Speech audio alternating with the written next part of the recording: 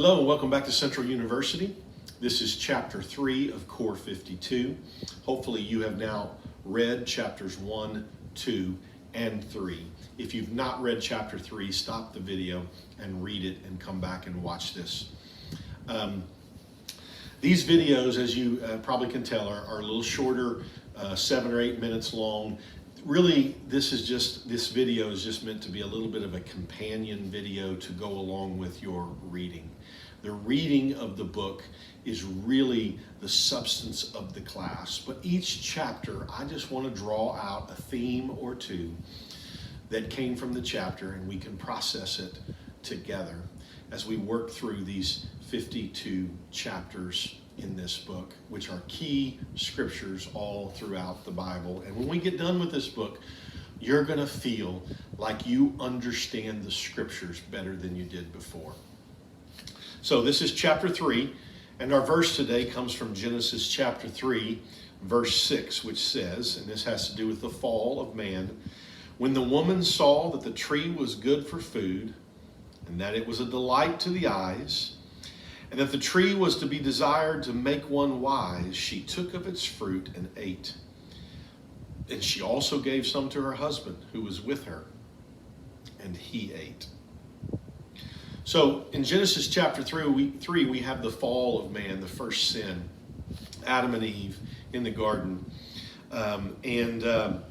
We learn from this fall that Scripture teaches us that because of the fall of Adam and Eve, that you and I, we actually experience echoes of the fall of man in our own minds and hearts to this day, handed down to us from our forefathers, if you will. Adam and Eve and the sin of mankind as it entered the world changed so much. And you and I, to this day, still experience echoes from that fall. We have what is called a sinful nature, which came from Adam and Eve. We have a brokenness that apart from Jesus, we can't shake or justify or understand completely.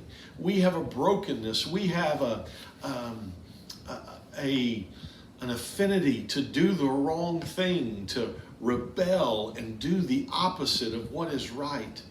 That is the very echoes of what happened in Genesis chapter 3, and that's what Mark Moore is talking about here in this chapter.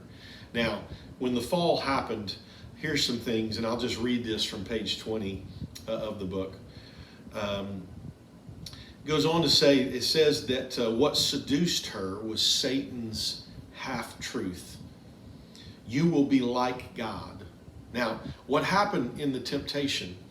God had told Adam and Eve that they could not eat of the tree because if they ate of it, they would die.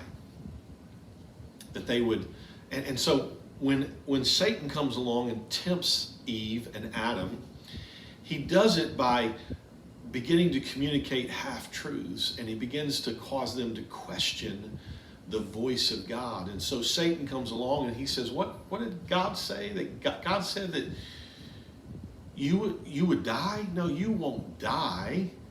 Really what's going on here is that God, if you eat of that tree, you will become like God. You will know good from evil, and you will become like God.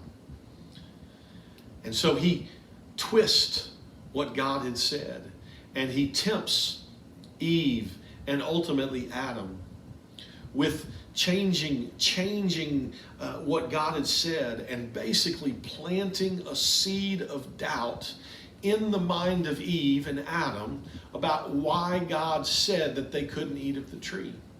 Ultimately, he simply told them, if you eat of the tree, you're going to know things the way God knows things. You're going to know good from evil. You're going to be like God, and God doesn't want that to happen. And that's why he's told you that you can't.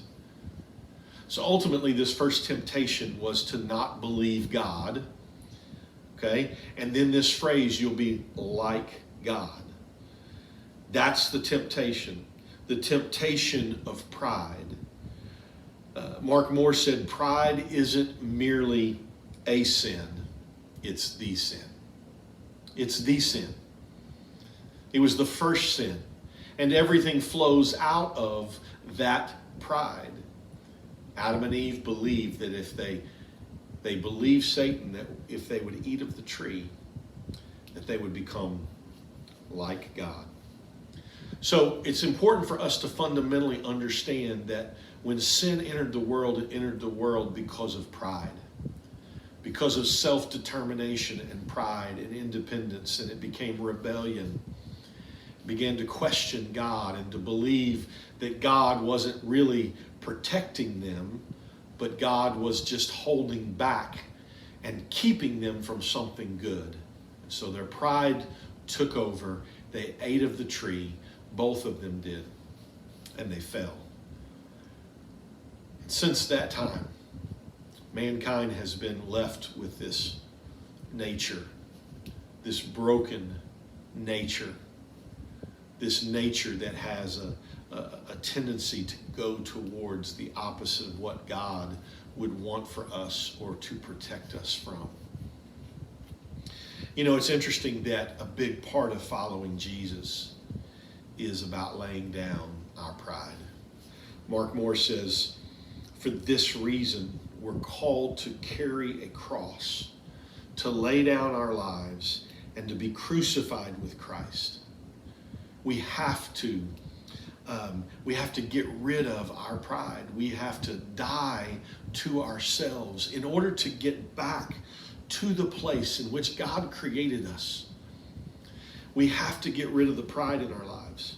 He says self-improvement, self-respect, or self-management won't rescue us from the grip of sin. It's self-extermination, the annihilation of our pride, that can bring us freedom. So why does